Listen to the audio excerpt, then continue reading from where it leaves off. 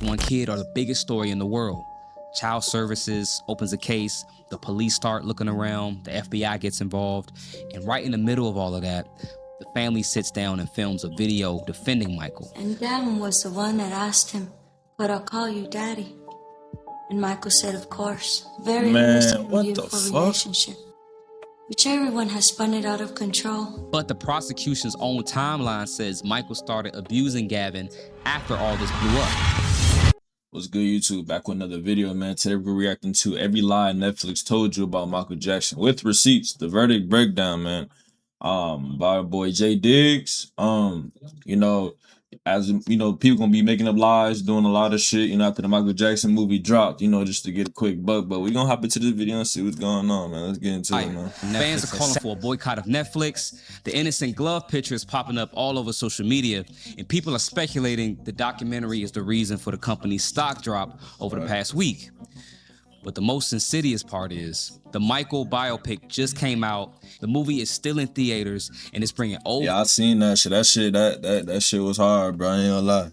That shit was hard as fuck, that movie. So I fuck with it. Fans and new fans together to celebrate Michael. And right in the middle of it, Netflix documentary talking about the one thing the movie was forced to leave out due to a legal clause. This was a man who was unique in his talent, skill, and accomplishment, and unique in his victimization. Hey, all y'all dick sucking ass, bro. Drake is not better than Michael Jackson. He's not. Y'all gotta stop that shit, bro. He's not. So I watched all three Michael Jackson won't be touched, bro. I might be biased, 2005. I don't give a fuck. He the GOAT and will never be beat. Trial. And even though Michael won the case, the documentary paints the picture that Michael was a monster who got away with abusing children. Right. But then I went and found the real court documents, the testimonies that they chose to leave out. See, the story that Netflix tells you isn't quite what it seems. Even the family at the center of the whole case, the Arvizos, in the documentary. Think about how famous his ass is, bro. They talking about this shit 20, 30 years later. Like this shit ain't already happened before. They're the victims, the broke family, the sick kid, the superstar who took advantage of them. But that's not the family I found in the court records. What they don't tell you is this family is probably the worst nightmare for a celebrity. Damn. And this is a scam that they've been running for years before they met Michael. But before we meet the Arvizos, we got to start with the man who put this entire thing in motion. Martin Bashir is the British journalist who made Living with Michael Jackson back in 2003. It's the one where Michael's holding hands with Gavin Arvizo and talking about letting kids sleep in his bed. And Bashir's documentary is the whole reason the 2005 trial even exists. So Netflix brings him back in, sits him down, and lets him walk you through how he met Michael and earned his trust. They frame him as a credible, respected journalist who finally got the story. Except Netflix leaves out one pretty important detail about Martin Bashir. The documentary mentions that Bashir interviewed Princess Diana in 1995, and it's a big reason why Michael trusted him. Over 20 million people watched it, and it's the thing that made his career. But in 2021, an investigation by the BBC figured out how he actually got the interview. He faked bank statements. He had a designer mock up fake documents to make it look like people close to Diana were being paid to spy on her. And he used those fakes to win over her brother and get himself in the door. So that's the man whose documentary launched the whole case. That's crazy. Basically, Bashir was a snake in the grass. Yeah. It's the same play that he ran on Diana. Be the sympathetic guy in the room, but then turn around and sell them out in the edit. Certainly when I made the documentary, there was a small part of that which contained a controversy concerning his relationship with other young people. But the truth is that he was never convicted of any crime. I never saw any wrongdoing myself. And whilst his lifestyle... And then he wanna, my thing is he wanna see after this shit, cause I seen this shit, he wanna see all this shit after the nigga done died, bro. Like, it is pointless at this point, bro. I don't believe it was pointless. But Bashir only made the film that started all this. He's not the one that's narrating the trial. For that, Netflix needed reporters. People who were actually there in 2005, who covered the whole thing day by day. And the journalist they leaned on more than anyone has been on a Michael Jackson witch hunt since 1993. Ever since the Michael Jackson child molestation scandal broke, we've gotten a constant stream of calls and letters from people making dubious claims about the singer. Her name is Diane Diamond. And the biggest story she ever broke about Michael was a videotape a tape that she told the entire country was real. One that supposedly caught him doing some bad things to a child. By the way, I am going to have to watch my language a little bit in this video, so just bear with me. Now, about this tape. The problem was the tape never existed. The whole thing traced back to one source, a guy named Victor Gutierrez, who claimed he'd seen it. Diane Diamond took that claim, put it on national TV and on the radio, told millions of people the tape was real and that the investigators were closing in on Michael. Now, Diane, she got off. The court ruled that she was just reporting on the claim and not necessarily stating it as fact. So Michael sued her for defamation, but he didn't win. But I'm pretty sure that Diane didn't appreciate it. So the reporter Netflix is using to narrate Michael Jackson's trial as the credible voice who knows the case better than anybody is the same person who ran a national defamation news story with no evidence. And she wasn't just talking about the trial itself. She actually inserted her own opinions and versions of stories and information. She even talked about a story from her own book where she claims that she saw Michael Jackson in a Las Vegas hotel room partying with random German boys, drinking and smoking. There's a lot of reasons why that story doesn't really make any sense, but who knows? So I guess the question is, why would Netflix have somebody that seems so personally attached and committed to taking Michael? Because you already know controversy sells, bro. Controversy sells. Down and still try to sell the documentary as fair and balanced. Now, the reporters are one problem, but Netflix also leans hard on the people who were actually in the trial. And one of them was a prosecutor who tried to send Michael to prison. But as we're about to see, he had his own conflict of interest. Ron Zonin was one of the lead prosecutors on the 2005 case, working right under the district attorney. And he's one of the main voices that's walking you through the whole thing. But there's a connection that Netflix never mentions. During the trial, the prosecution called a witness named Louise Palanker. She'd known the Arvizo family for years, and she met Gavin back when he was around 9 years old. And over time, she gave them money and gifts. So you got Ron Zonin, the prosecutor, and Louise Palanker, a witness who's close to the accuser's family. And somewhere in the middle of the trial, the two of them got into a romantic relationship. Okay. And they got married a few years later. Now, the relationship wasn't known at the time of the trial, but if it had, Ronan could have been removed from the case altogether. So in the documentary, he's sitting there giving his own opinions and interpretations. He even tries to paint Michael as this evil mastermind where he pretends to be the father figure and makes them fall in love with him and say, okay, now that you love me, now let's go to bed. So that's who's telling the story. Now let's talk about the story itself, because a biased narrator is one thing, but the verdict also puts a handful of story. I can imagine, like, bro, being that big and shit. I can imagine being that big, bro, and it's like, these people say these lies and shit, you know they're not true. And that, you know how that shit get irritating, but you gotta control yourself, because if you be on some shit where like you want to hit them or some shit, or they want you to do that, like you a walking lick because you got millions, you famous, like, bro. So it's like, I feel like when you're a celebrity like that, you are held to a higher standard. Like you cannot just react how a normal person would. Even though it's normal, it's perfectly normal for somebody to attacking you and saying all these crazy shit about them. You want to confront them, but if it gets out of hand, boom, you lose millions of dollars, bro. It's like, it's really like crazy. Like it's really probably be unfair, bro. Like that shit is insane. And claims on the screen, and they make it feel like hard evidence. Like, it really is crazy. Vincent Amon was a former publicist of Michael's, and he knew him through his assistant Frank Casillo. Amon says after the Neverland raid, Frank Casillo gave him a bag with all of the things that he had from the Neverland Ranch. Inside was a naturist magazine with a section in the back for ordering videos.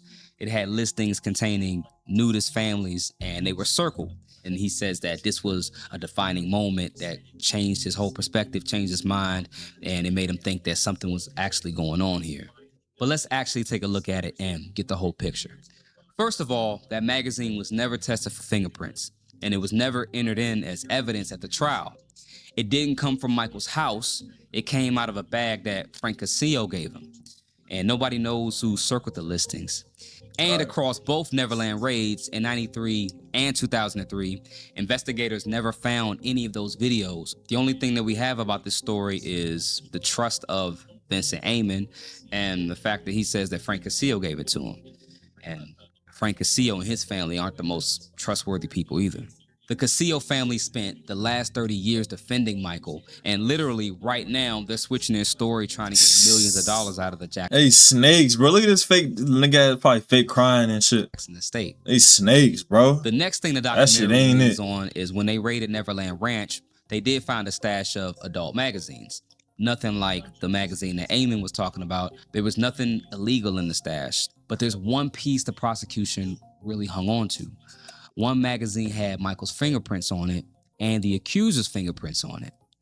And they used this to argue, see, this proves it. Michael sat there and he showed it to the kids. Oh, for but real? there's problems with that. Multiple staff members. So apparently niggas can't, you know, be by themselves. Michael May went to the restroom or just did his own thing, and the nigga couldn't pick up a magazine and read it. Like Michael had to show it to him. Come on, man. I gotta stop with the bullshit, man. Would go through Michael's things when he wasn't even there. That should sound ridiculous. A fingerprint on a magazine tells you the kid touched it. It doesn't tell you Michael handed it to him. So obviously this doesn't confirm or deny what happened, but the documentary paints it as if, hey, this is what happened and how could they have let this slide?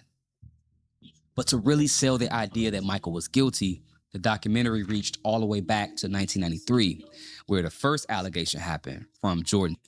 And the big talking point is the settlement. Michael paid the Chandler family somewhere around $20 million.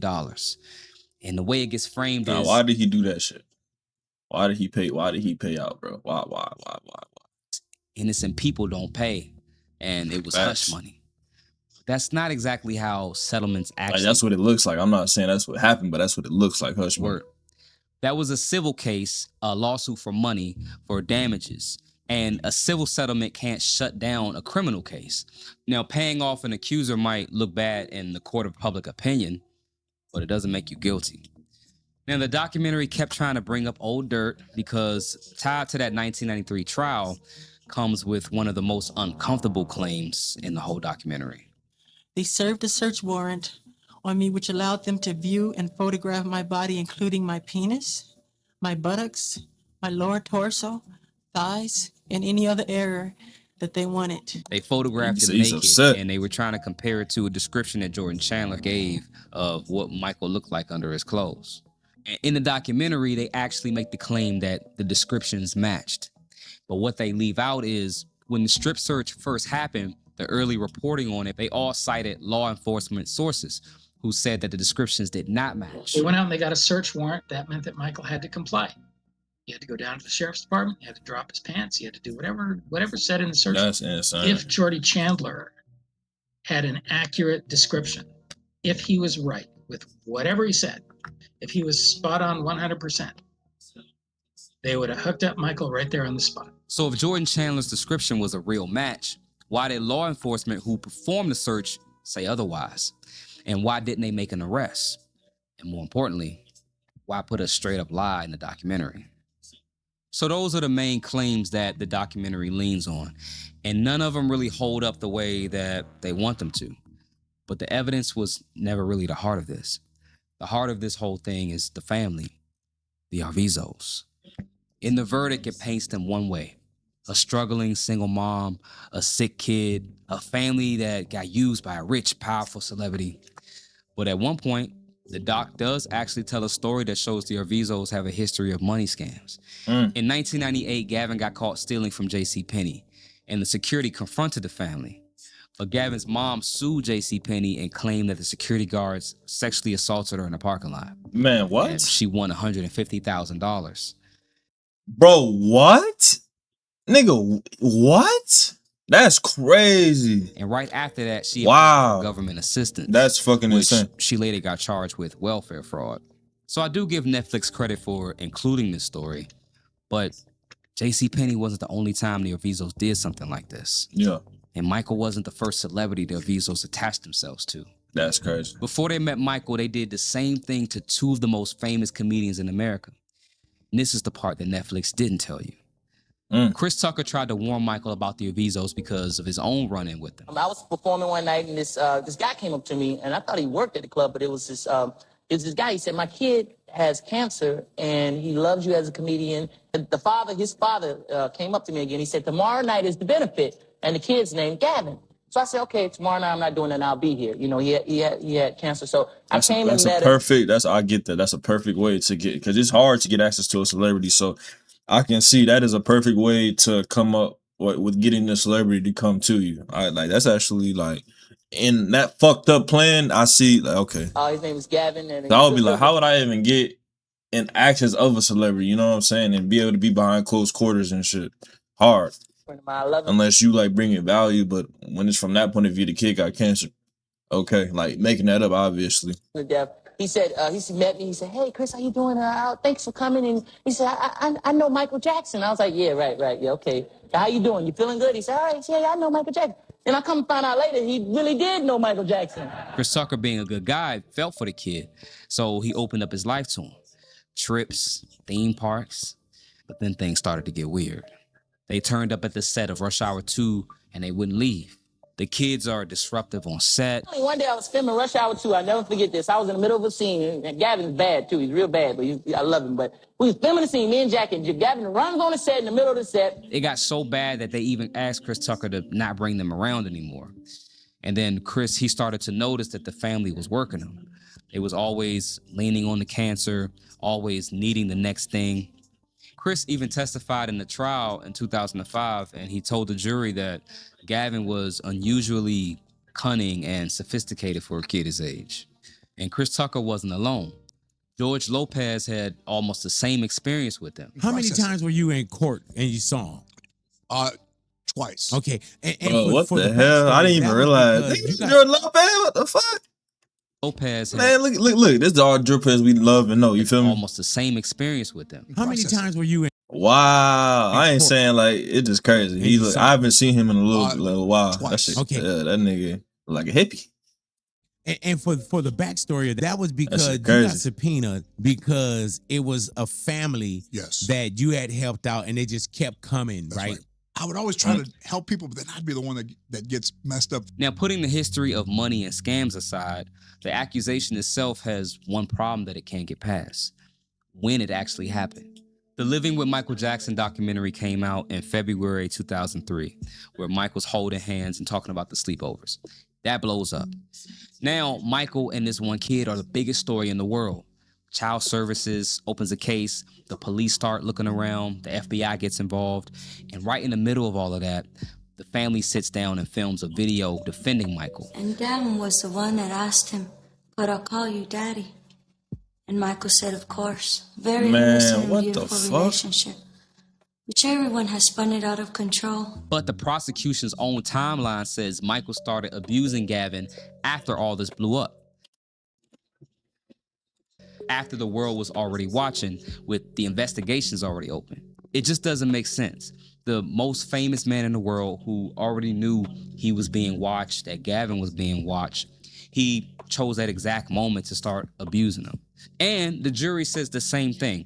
When they Michael go, the timeline of how things happened was one of the things they pointed to. The night that I spent the night, they actually asked to sleep in Michael's room.